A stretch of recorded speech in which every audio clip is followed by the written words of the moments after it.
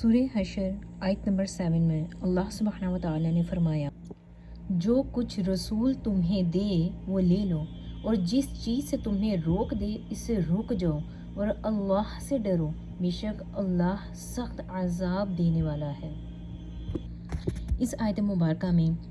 مومنوں کو اس بات کی طرف توجہ دلائی جا رہی ہے کہ آپ صلی اللہ علیہ وآلہ وسلم کی جو تعلیم ہوگی صرف اسی پر ہی عمل کیا جائے گا، اور جس بات سے وہ روکیں گے اس سے ہم رک جائیں گے۔ تو دیکھیں گے آپ صلی اللہ علیہ وآلہ وسلم سے محبت کا حق بھی تب ہی ادا ہوتا ہے، یعنی کہ آپ صلی اللہ علیہ وآلہ وسلم سے عشق اور محبت کا تقاضا یہ ہے کہ زندگی کے تمام معاملات میں ہر قدم پر آپ صلی اللہ علیہ وآلہ وسلم کی اتباع اور اطاعت کی جائے گی۔ وہ محبت جو آپ سنت رسول صلی اللہ علیہ وآلہ وسلم پر عمل کرنا ہی نہ سکھائیں،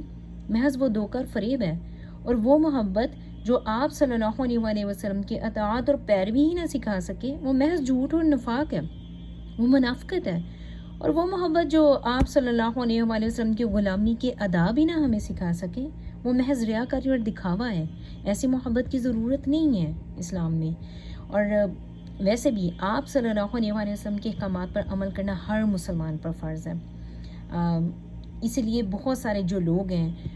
وہ آپ صلی اللہ علیہ وآلہ وسلم کے نام سے منسوب کی گئی ہر بات کو سنت سمجھ کے اس پر عمل کرنا شروع کر دیتے ہیں۔ بہت کم لوگ ایسے ہیں کہ جو اس چیز کی تحقیق کرتے ہیں کہ آیا کہ یہ بات آپ صلی اللہ علیہ وآلہ وسلم کے نام سے منسوب کی گئی ہے یا واقعی ہی آپ صلی اللہ علیہ وآلہ وسلم نے ایسا کہا۔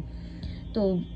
کیونکہ اس کی تحقیق کرنا ضروری ہے، کیونکہ آپ صلی اللہ علیہ وسلم کا ارشاد مبارک ہے کہ جس نے جان بوجھ کر میری طرف کوئی جھوٹی بات منسوب کی وہ اپنی جگہ جہنم میں بنا لے۔ دیکھیں، اللہ اور رسول پر ایمان لانے کے بعد کسی بھی مومن کا یہ کام نہیں ہے کہ وہ آپ صلی اللہ علیہ وآلہ وسلم کے کسی بھی حکم کو نظر انداز کرنے کی کوئی روش اختیار کرے، یا ضروری یا غیر ضروری کی تقسیم کر کے جس پر وہ چاہے عمل کرے اور جسے چاہے وہ ترک کر دے۔ لیکن شریعت میں تمام سنتوں پر بیک وقت عمل کرنا مطلوب ہے، اور جو شخص کم درجے کی سنتوں پر کی پابندی نہیں کر سکتا ہے تو وہ بڑے درجے کی سنتوں پر بھی پابندی نہیں کر سکتا۔ کیسے کرے گا وہ؟ کیونکہ اسے چھوٹی سنت پر عمل کرنے کی کوئی عادت نہیں ہے، تو وہ بڑی سنت پر عمل کرنا تو اس کے لیے بہت مشکل کام ہو جائے گا۔ اسی لیے بعض سلف کا کہنا ہے، ان کا قول ہے یہ کہ ایک نیکی کی جزا یہ ہے کہ اللہ سبحانہ و تعالیٰ دوسری نیکی کی توفیق عطا فرما دیتا ہے، جبکہ ایک گناہ کی سزا یہ ہے کہ انسان دوسرے گناہ میں ملوث ہوتا چلا جاتا ہے۔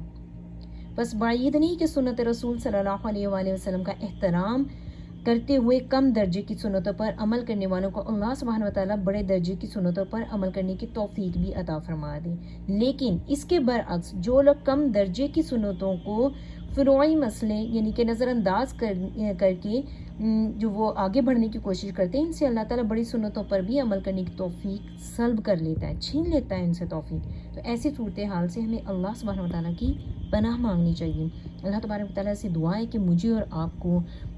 اتباع سنت کرنے والوں میں شامل کر دے، اور بہترین طریقے سے اتباع سنت کرنے والوں میں شامل کر دے، کیونکہ وہ انسان مسلمان ہو ہی نہیں سکتا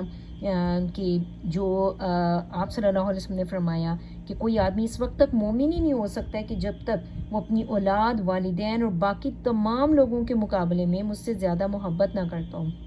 تو آپ صلی اللہ علیہ وآلہ وسلم پر ہماری جان، ہمارے ماں باپ، ہمارا مال، ہماری زندگیاں، سب کچھ قربان ہو۔